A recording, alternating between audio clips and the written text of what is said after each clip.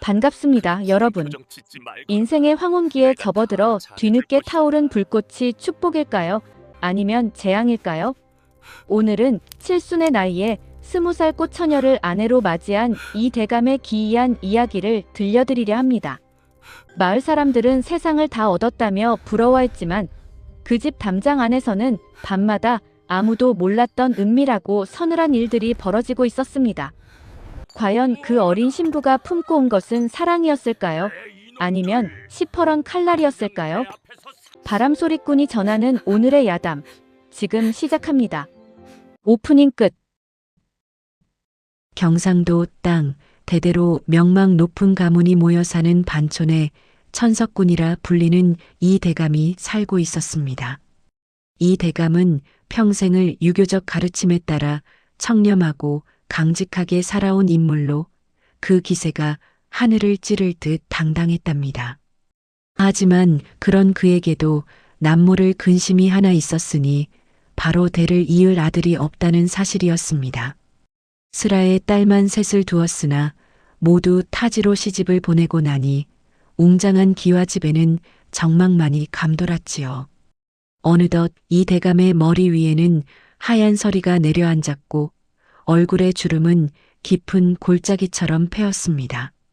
내가 죽고 나면 이 넓은 문전옥답과 가문의 명예는 누가 지킬 것인가? 이 대감은 밤마다 조상들의 위패 앞에서 장탄식을 내뱉으며 홀로 술잔을 기울이곤 했습니다.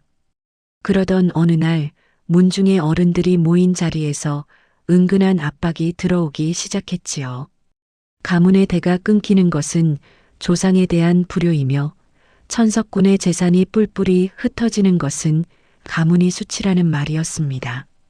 이 대감은 평소 체면을 중시하던 터라 처음에는 손사래를 쳤으나 마음 한구석에서는 젊은 시절의 기력이 다시 살아나는 듯한 묘한 환상에 사로잡혔습니다. 때마침 소문난 중매쟁이 박어미가 대감의 집을 찾아와 은밀하게 속삭였습니다. 대감님, 이웃 마을에 꽃보다 아름답고 몸이 무쇠처럼 튼튼한 처녀가 하나 있는데 집안 형편이 어려워 시집을 못 가고 있답니다. 박어미의 화려한 언변에 이 대감의 굳게 닫혔던 마음이 요동치기 시작했습니다. 그 처녀의 이름은 연화, 나이는 이제 막 20살이 된 풋풋한 청춘이었습니다. 이 대감과는 무려 50살이나 차이가 나는 어린 처녀였지만 대감은 가문의 대를 이어야 한다는 거창한 명분을 앞세워 혼사를 결정했습니다. 사실 그 명분 뒤에는 늙어가는 육신에 대한 보상 심리와 다시 한번 젊음을 만끽하고 싶은 남자의 욕망이 숨어 있었던 것이지요. 이 소문은 순식간에 온 마을에 퍼져나갔고 장터의 사람들은 입방아를 찍기 시작했습니다. 쯧쯧, 칠순 노인이 20살 처녀를 데려오다니 욕심이 과하면 명을 재촉하는 법인데 말이요. 어떤 이는 부러움 섞인 농담을 던졌고 어떤 이는 가여운 처녀의 팔자를 동정하며 혀를 찼습니다. 하지만 이 대감은 그런 시선 따위는 아랑곳하지 않고 비싼 보약을 지어 먹으며 기력을 보충하기에 여념이 없었습니다. 그는 거울을 보며 흰 수염을 정성껏 빚었고 다시 젊은 시절로 돌아간 듯한 착각 속에서 하루하루를 보냈습니다.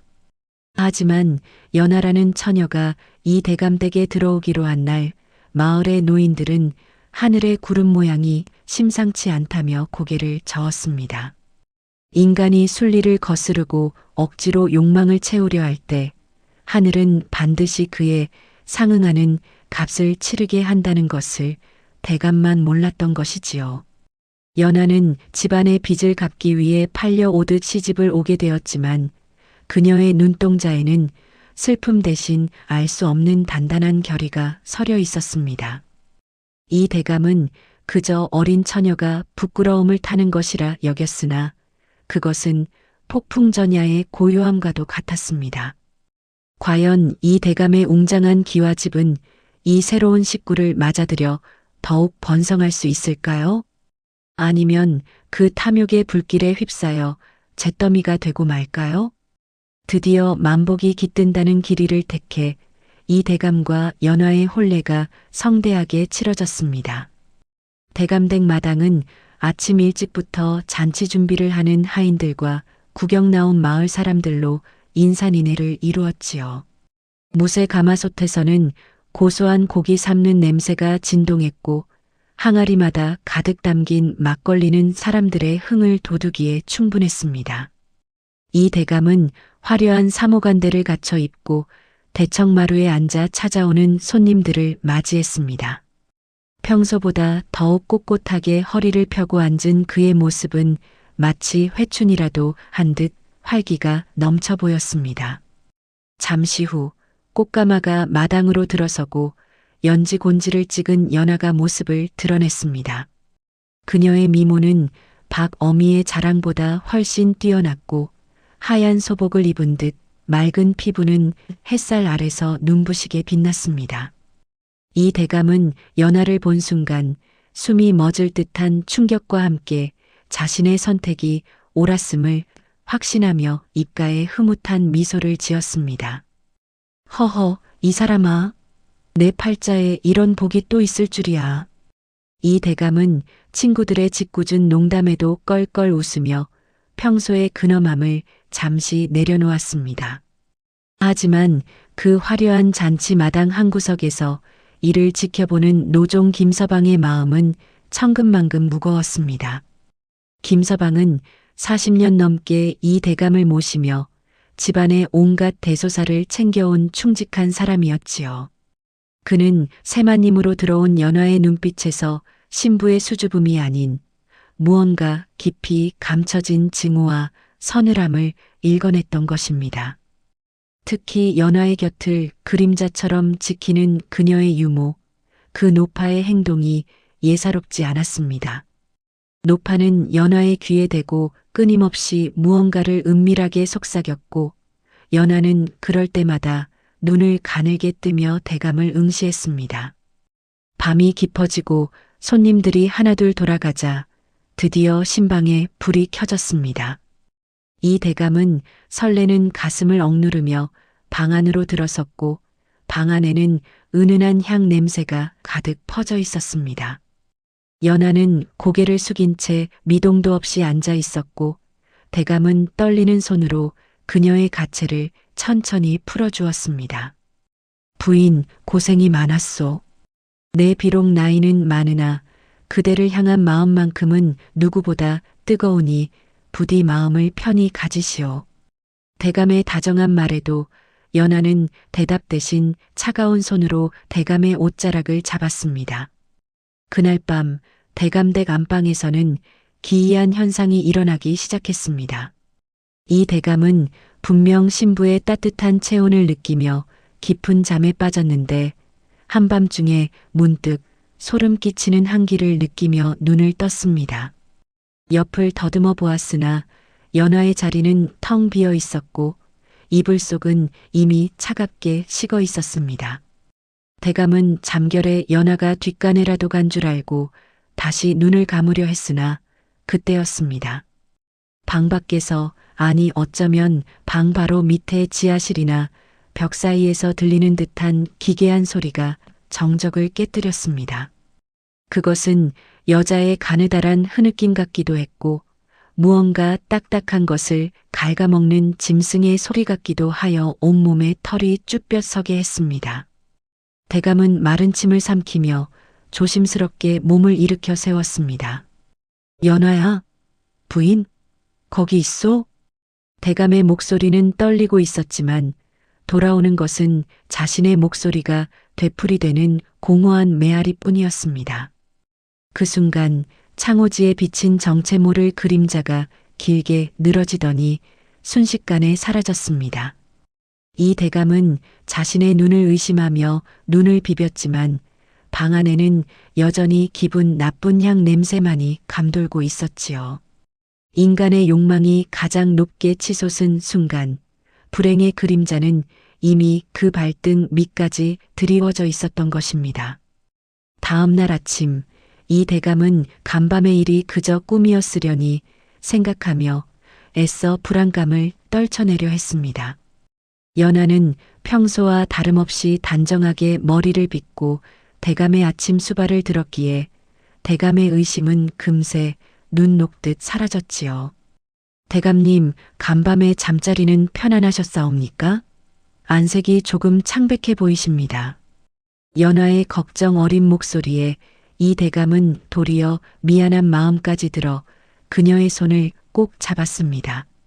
마을 사람들은 아침부터 대감댁 문턱이 닳도록 드나들며 이 대감의 안부를 물었습니다. 대감님, 역시 젊은 부인을 얻으시니 활기가 넘치십니다. 마을 최고의 정력가로 소문이 자자합니다. 술기운이 덜 깬 장정들의 농익은 우스갯소리에 이 대감은 짐짓 점잖은 체하며 헛기침을 했지만 속으로는 우월감에 젖어 있었습니다. 하지만 충직한 노종 김서방은 도저히 이 상황을 묵과할 수 없었습니다. 그는 지난밤 대감이 잠든 사이 연하가 뒷마당 우물가에서 정체 모를 남성과 은밀하게 만나는 것을 목격했기 때문입니다. 김서방은 고민 끝에 대감의 서재로 들어가 조심스럽게 입을 뗐습니다. 대감님, 소인이 드릴 말씀이 있사옵니다. 아무래도 세마님의 행동이 예사롭지 않습니다. 밤마다 누군가와 내통하는 듯한 기운이 느껴지니 부디 살피소서. 그 말을 듣자마자 이 대감의 안색이 불그락푸르락 변했습니다. 내 이놈, 감히 어디서 그런 망발을 입에 담느냐? 내 부인을 질투하여 가문을 어지럽히려는 수작이냐? 이 대감은 자신의 선택이 틀렸을지도 모른다는 사실을 인정하고 싶지 않았습니다. 그것은 평생 쌓아온 자신의 통찰력과 명예를 스스로 부정하는 꼴이었기 때문입니다. 김서방은 억울함을 무릅쓰고 한 번 더 간청했지만 돌아오는 것은 차가운 매질과 퇴출 명령뿐이었습니다. 이 대감은 이제 아무도 믿지 않기로 했습니다. 오직 자신의 눈으로 직접 확인하겠다는 고집만이 남았을 뿐이지요. 그날 밤 이 대감은 잠든 척하며 연하의 움직임을 예의주시했습니다. 삼경이 지나 달빛이 구름 뒤로 숨어버리자 연하는 아주 조심스럽게 몸을 일으켰습니다. 그녀는 대감의 코앞에 손을 대어 숨소리를 확인하더니 소리 없이 방을 빠져나갔습니다. 이 대감은 심장이 터질 듯이 뛰는 것을 느끼며 그녀의 뒤를 밟기 시작했습니다. 연하가 향한 곳은 대감댁 가장 구석진 곳에 있는 지금은 아무도 쓰지 않는 버려진 창고였습니다. 그곳은 예전에 목을 매 자결한 하인의 넋이 떠돈다는 흉흉한 소문 때문에 하인들조차 발길을 끄는 곳이었지요. 연하가 녹슨 자물쇠를 풀고 안으로 들어가자 안에서 기다리고 있었다는 듯 낮고 굵은 남자의 목소리가 들려왔습니다. 늦었구나. 노인네가 눈치를 채지는 않았느냐? 이 대감은 창고 벽에 몸을 밀착시킨 채 숨을 죽였습니다. 걱정 마세요. 이미 유모가 준 약을 매일 밤 차에 타서 먹이고 있으니 제 정신이 아닐 거예요. 연하의 목소리는 낮에 듣던 그 가녀린 목소리가 아니었습니다. 복수와 살기가 서린 그 목소리에 이 대감은 머리를 망치로 맞은 듯한 충격에 휩싸였습니다. 창고 틈새로 살짝 엿본 그곳에는 연하가 한 건장한 사내의 품에 안겨 있었고 그 사내의 얼굴을 확인한 대감은 경악을 금치 못했습니다. 그는 다름 아닌 10수년 전 이 대감이 가문의 세력을 넓히기 위해 억울한 누명을 씌워 유배를 보냈던 경쟁 가문의 마지막 핏줄 윤석이었던 것입니다. 이 대감은 비로소 자신이 맞이한 것이 어린 아내가 아니라 가문을 몰락시키기 위해 찾아온 저승사자였다는 사실을 깨달았습니다. 발밑이 꺼지는 듯한 공포가 몰려왔지만 대감은 차마 소리를 내지 못했습니다. 이미 그의 몸은 연하가 먹인 만성 독 때문에 서서히 마비되어 가고 있었기 때문입니다.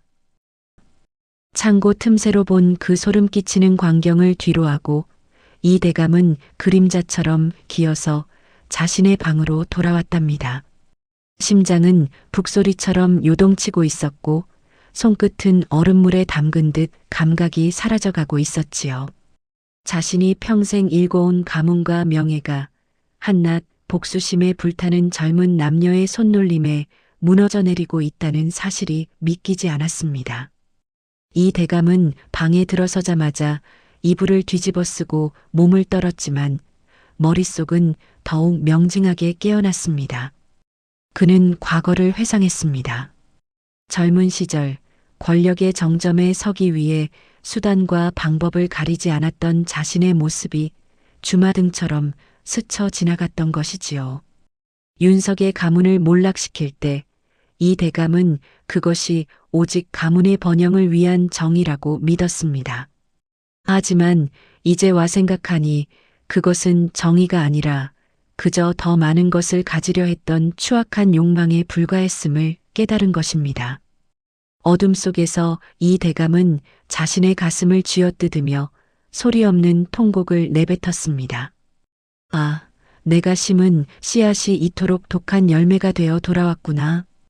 하지만 후회는 언제나 늦는 법 아니겠습니까? 잠시 후 연하가 방으로 들어오는 소리가 들렸습니다. 그녀는 대감이 자는 줄 알고 아주 조용한 발소리로 다가와 머리맡에 앉았습니다. 연하는 대감의 얼굴을 빤히 내려다보며 혼잣말로 중얼거렸습니다. 조금만 더 버티세요, 대감님. 그래야 당신이 가장 아끼는 이 집안이 무너지는 꼴을 똑똑히 보실 것 아닙니까? 그녀의 목소리에는 서늘한 증오가 서려 있었고 이 대감은 죽은 듯 눈을 감고 그 독서를 온몸으로 받아냈습니다. 이 대감은 이때 결심했습니다. 이대로 비참하게 죽음을 맞이할 수는 없다고 말이지요. 그는 어떻게든 이 위기를 벗어나 가문을 지키고 자신의 잘못을 바로잡아야겠다고 다짐했습니다. 하지만 문제는 그의 육체였습니다. 유모가 먹인 독은 이미 그의 오장육부에 깊숙이 침투하여 이제는 눈을 뜨는 것조차 버거운 상태에 이르렀습니다.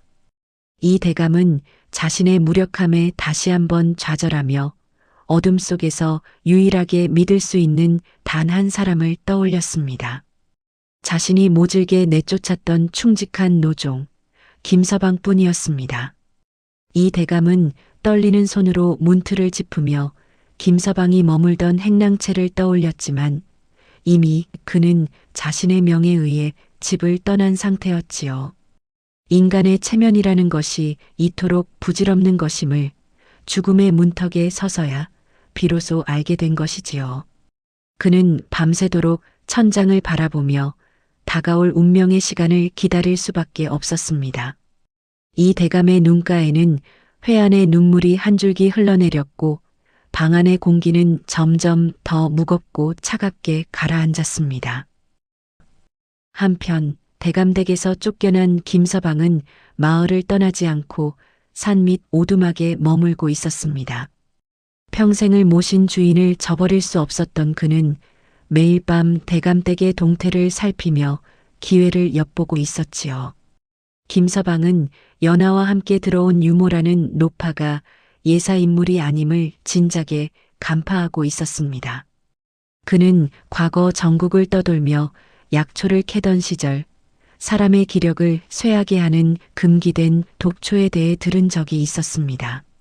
노파가 시장에서 은밀하게 구입하던 약재들이 바로 그 독초의 재료임을 알아차린 김서방은 몸을 떨었습니다.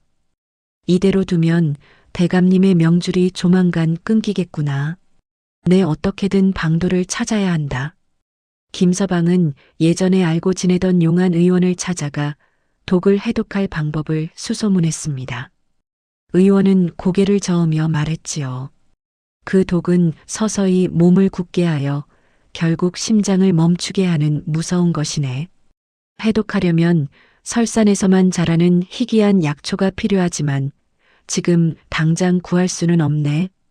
다만 의원은 한 가지 비책을 알려주었습니다. 사람의 정신력을 극도로 끌어올려 잠시나마 독의 기운을 억제할 수 있는 강한 침술과 독을 중화시키는 비방의 차가 있다는 것이었습니다. 김서방은 그 비방을 가슴에 품고 목숨을 건 잠입을 계획했습니다. 그는 대감댁 담벼락의 개구멍을 통해 한밤중에 다시 집 안으로 숨어들었습니다.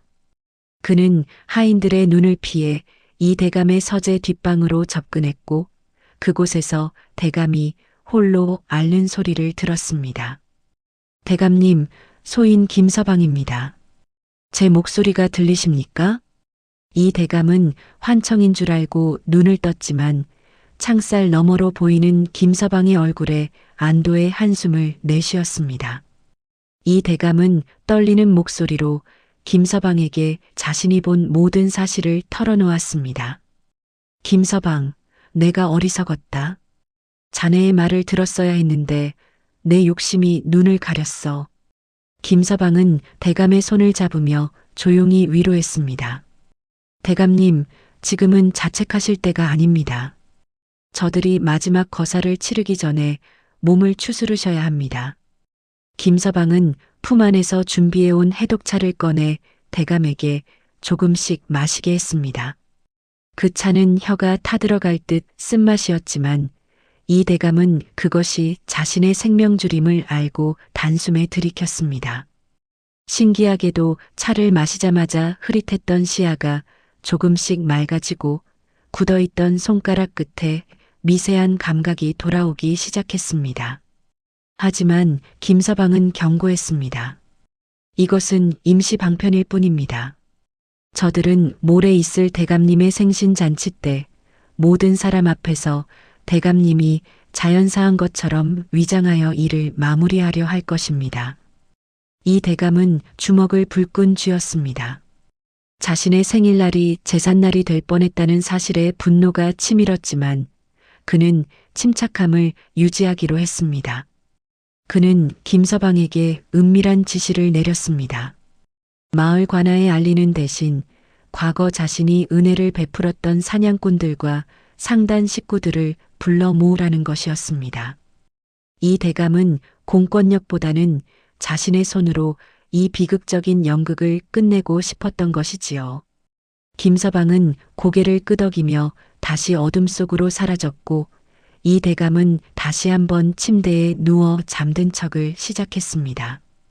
방 안에는 다시 정적이 찾아왔지만 이전의 공포 섞인 침묵과는 다른 반격을 준비하는 날선 긴장감이 감돌았습니다. 마침내 이 대감의 칠순 생신 잔칫날이 밝았습니다. 연하와 윤석은 이날을 대망의 디데이로 잡고 지방 곳곳을 화려하게 장식하며 축제 분위기를 조성했습니다. 마을 사람들은 대감이 후처를 얻고 나서 맞는 첫 생일이라며 어느 때보다 많은 선물을 들고 찾아왔지요. 연하는 누구보다 화사한 웃음을 지으며 손님들을 맞이했지만 그녀의 소매 안에는 대감의 숨통을 마지막으로 끊을 치명적인 독침이 숨겨져 있었습니다. 윤석은 대감댁의 먼 친척으로 위장하여 잔치마당의 한자리를 차지하고는 예리한 눈빛으로 주변을 살폈습니다. 이 대감은 하인들의 부축을 받으며 대청마루에 앉았습니다. 그의 얼굴은 여전히 창백해 보였지만 눈빛만큼은 어느 때보다 날카롭게 빛나고 있었지요. 연하는 대감의 곁으로 다가와 향기로운 술잔을 올렸습니다. 대감님, 오늘처럼 기쁜 날에 술 한 잔이 빠질 수 없지요. 부디 이 잔을 받으시고 만수무강하소서. 그녀의 목소리는 꿀처럼 달콤했지만 그 술잔 속에는 유모가 조제한 최후의 독약이 섞여 있었습니다. 이 대감은 술잔을 받아들고 연하의 눈을 똑바로 응시했습니다. 그 순간 연하는 대감의 눈빛에서 형용할 수 없는 압박감을 느끼며 찰나의 흔들림을 보였습니다. 이 대감은 술잔을 입가로 가져가는 척하다가 갑자기 잔을 마당 아래로 던져버렸습니다. 만수무강이라 너희들이 진정으로 바라는 것이 그것이더냐? 이 대감의 사자우 같은 외침에 잔치마당은 순식간에 찬물을 끼얹은 듯 조용해졌습니다. 연화의 얼굴에서 핏기가 가셨고 앉아있던 윤석은 본능적으로 품 안의 칼자루를 잡았습니다. 이 대감은 비틀거리면서도 스스로의 힘으로 자리에서 일어났습니다. 이보게들, 오늘 내 생일 잔치에 아주 특별한 손님들을 불렀네. 나와 아주 깊은 인연이 있는 자들이지. 이 대감의 말이 끝나기가 무섭게 잔치마당의 담벼락 위로 김서방과 무장한 사냥꾼들이 나타났습니다. 당황한 윤석은 정체를 드러내며 연화의 앞을 막아섰습니다. 이 늙은이가 눈치를 챘구나. 하지만 이미 늦었다. 이 집안의 명줄은 오늘로 끝이다. 윤석의 외침에 연화도 가식의 가면을 벗어 던지고 도끼 서린 눈빛으로 이 대감을 노려보았습니다. 그래요, 이 대감. 당신 때문에 우리 가문이 겪은 고통을 생각하면 당신을 수천 번 죽여도 분이 풀리지 않아요. 마을 사람들은 이 갑작스러운 광경에 비명을 지르며 흩어졌고 평화로웠던 잔치마당은 순식간에 아수라장으로 변했습니다. 이 대감은 가슴을 짓누르는 독의 통증을 견디며 윤석을 향해 말했습니다. 윤석아, 내 아비의 일은 내가 진심으로 사죄하마. 하지만 복수를 위해 무고한 어린 딸의 인생까지 망가뜨린 것이 정녕 내 아비가 원하던 일이겠느냐? 이 대감의 목소리에는 분노보다는 깊은 슬픔과 후회가 섞여 있었습니다.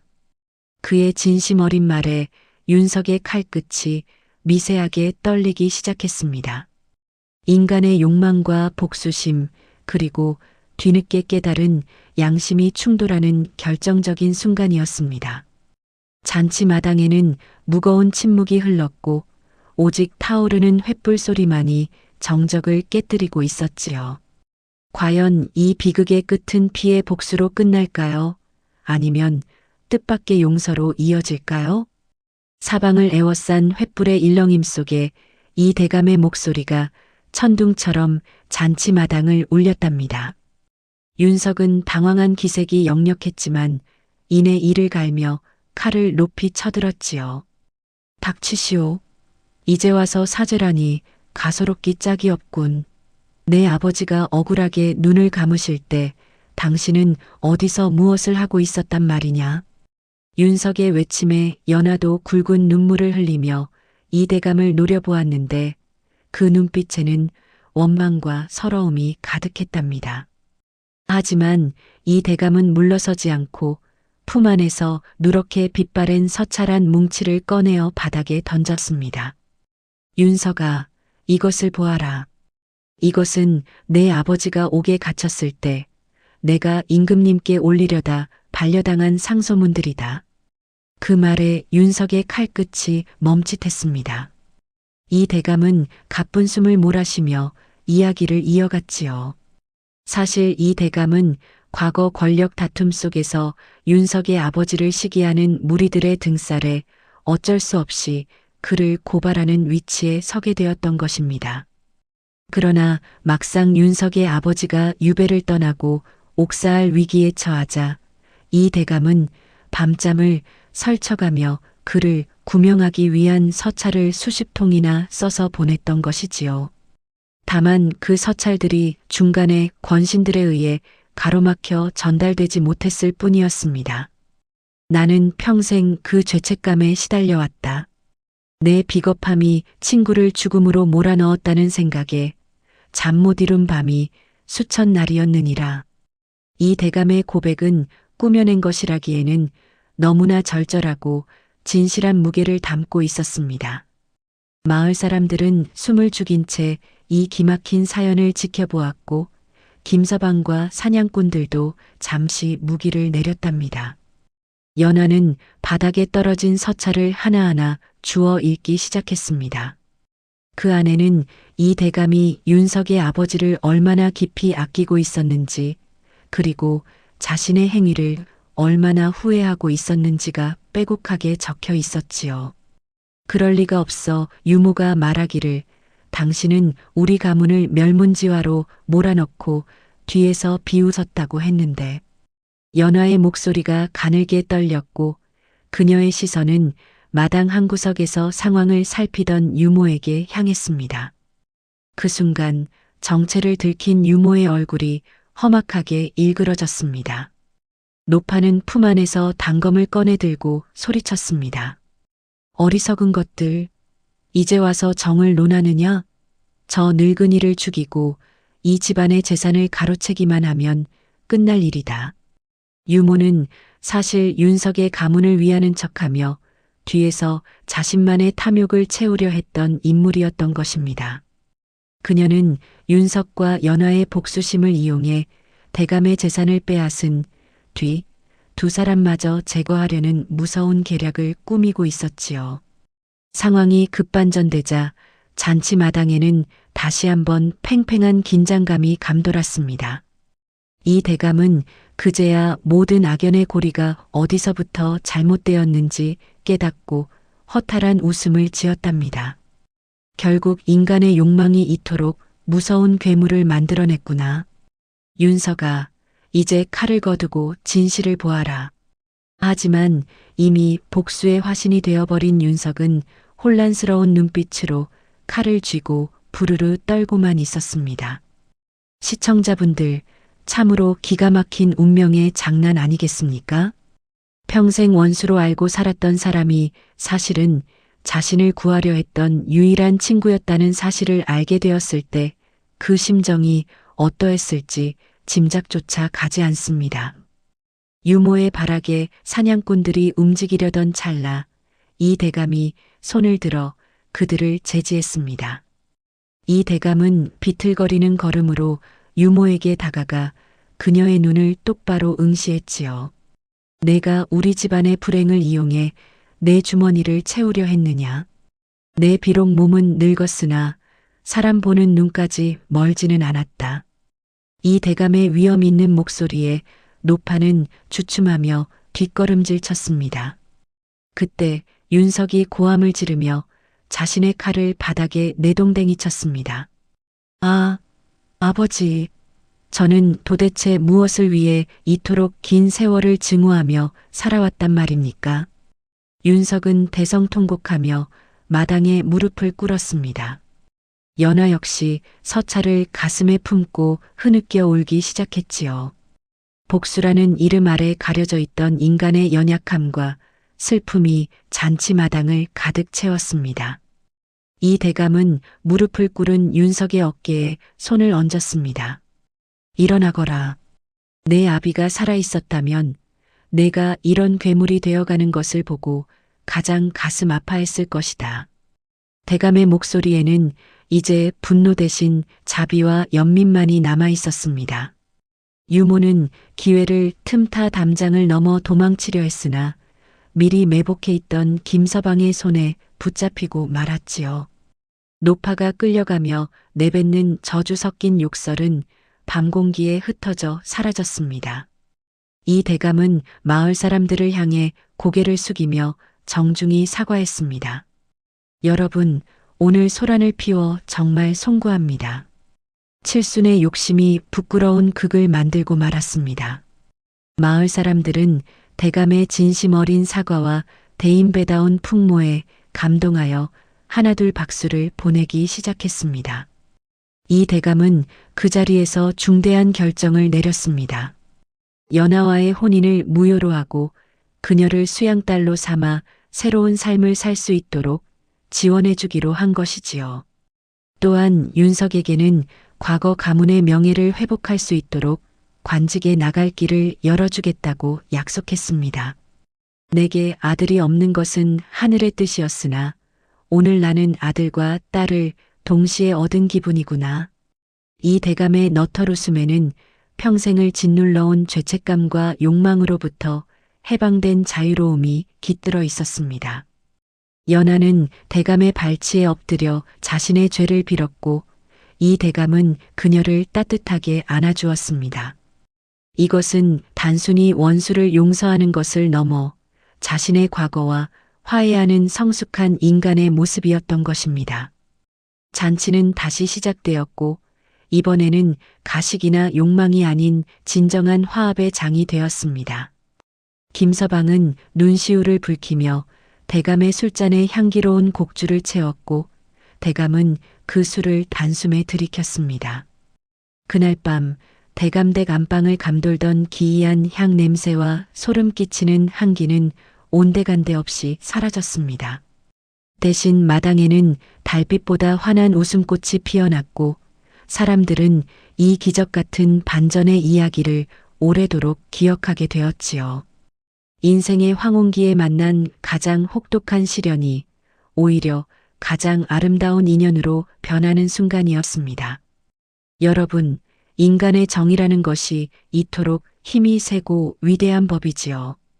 원수를 자식으로 삼고 복수의 칼날을 꽃으로 바꾸는 이 대감의 지혜는 우리에게 많은 것을 시사해 줍니다.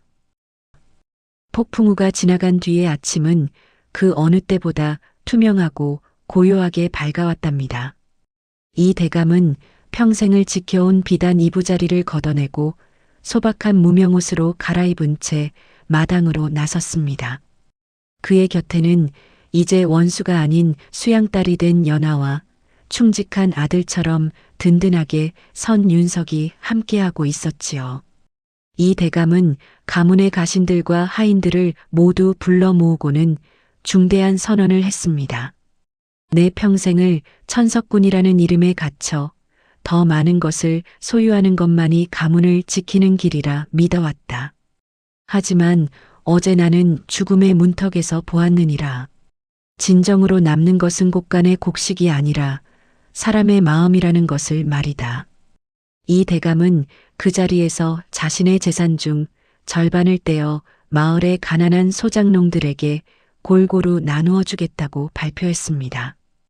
또한 과거 자신이 무리하게 가문의 세를 확장하며 빼앗았던 땅들을 본래 주인들의 후손에게 돌려주기로 했지요. 이 파격적인 소식에 하인들은 물론 소문을 듣고 몰려온 마을 사람들도 입을 다물지 못했습니다. 욕망의 화신이었던 늙은 대감이 하룻밤 사이에 자비로운 성자로 변했으니 그 놀라움이 오죽했겠습니까? 연하는 대감의 곁에서 눈시울을 붉히며 그를 보좌했습니다. 그녀는 자신이 품었던 복수의 칼날이 얼마나 스스로를 갉아먹고 있었는지를 깨닫고 이제는 대감의 진정한 건강을 위해 정성껏 약초를 다리기 시작했습니다. 그 약초는 유모가 주었던 독약과는 정반대로 대감의 쇠약해진 심장과 기력을 서서히 되살려주는 생명의 물이었지요. 윤석 또한 대감의 곁을 지키며 집안의 대소사를 꼼꼼히 챙겼습니다. 그는 무예 실력을 발휘하여 마을의 치안을 담당하고 대감의 뜻을 받들어 억울한 사람이 없도록 살피는 파수꾼 역할을 자처했습니다. 이 대감은 두 사람을 바라보며 깊은 침묵 속에 잠기곤 했습니다. 그 침묵은 예전의 공포스러운 정적이 아니라 가슴속 깊은 곳에서 올라오는 평온함과 감사의 마음이었답니다. 그는 깨달았습니다. 진정한 회춘이란 육신의 젊음을 되찾는 것이 아니라 굳어버린 마음을 녹이고 타인과 진심으로 연결되는 것임을 말이지요. 칠순의 나이에 그는 비로소 세상에 태어나 처음으로 진짜 사람 노릇을 하고 있다는 충만함을 느꼈습니다. 마을 사람들은 이제 이 대감을 보며 욕심쟁이 영감이 아니라 우리 마을의 어른이라 부르며 존경의 눈빛을 보냈답니다. 비록 그의 흰 수염과 주름은 지울 수 없었지만 그 얼굴에서 풍기는 온화한 미소는 그 어떤 보약보다도 그를 젊어 보이게 했습니다. 인간의 운명이 이토록 극적으로 변할 수 있는 것은 결국 자신의 과오를 인정하고 용서를 구할 줄 아는 용기 덕분이 아니겠습니까? 이 대감댁의 대문은 이제 누구에게나 활짝 열려 있었고 그곳에선 더 이상 기이한 소리가 아닌 사람들의 웃음소리가 끊이지 않았습니다. 세월은 흐르는 물과 같아 어느덧 이 대감의 이야기는 이 근방에서 가장 전설적인 야담으로 자리 잡았습니다. 이 대감은 그 후로도 10년을 더 건강하게 살며 연하와 윤석이 맺어지는 것을 지켜보고 손주들의 재롱까지 보았다고 전해집니다. 그는 죽기 전날 가족들을 모두 모아놓고 마지막 유언을 남겼습니다. 얘들아, 사람의 욕심은 바다와 같아서 아무리 채워도 끝이 없는 법이다. 하지만 그 바다를 채우는 것은 물이 아니라 누군가를 향한 따뜻한 진심 하나면 충분하더구나. 이 대감은 평온한 모습으로 눈을 감았고 그의 장례식에는 마을 모든 사람이 찾아와 진심으로 그의 마지막 길을 배웅했습니다. 연하는 대감이 남긴 그 빛바랜 서찰들을 소중히 간직하며 자식들에게 할아버지의 이야기를 들려주었지요. 그것은 단순한 가문의 역사가 아니라 인간이 어떻게 자신의 어둠을 이겨내고 빛으로 나아갈 수 있는지에 대한 위대한 가르침이었습니다. 여러분, 오늘 이 대감의 긴 이야기를 들으시며 어떤 생각이 드셨는지요?